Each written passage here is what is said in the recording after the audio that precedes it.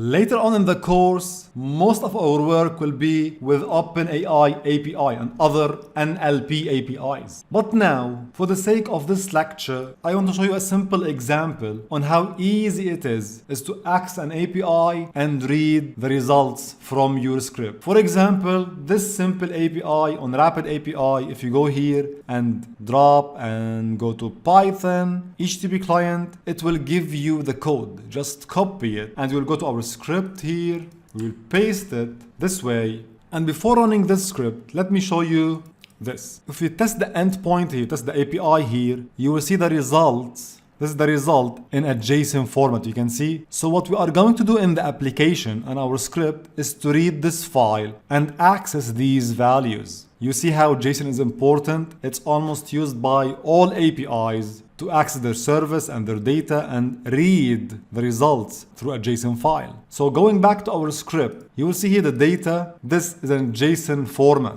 Let's run this and test it. I will run the code. This is the JSON format. You can see I will copy it and let's create a variable here called JS is equal. And you can see here, this is the JSON file. We want to read, for example, the page authority or domain authority. How to do this? Simply we use JSON library again, as we did before in the last example when we explained JSON. So we go up here, we import JSON, we go down, and instead of this, we say JSON.loads, and we pass the data. Now we have the JSON parsed in our code. Let's access domain authority. I will say DA is equal to JSON. And if you go back here to our structure, we have result, then domain authority. How to access this? We simply say result and then domain authority, and let's print DA, the value only. Let's see, run the code, let's wait a little bit, and you can see now 81. We printed the value only. So you can see how we can access JSON in this simple structured format. Let's say you want to access the operation ID.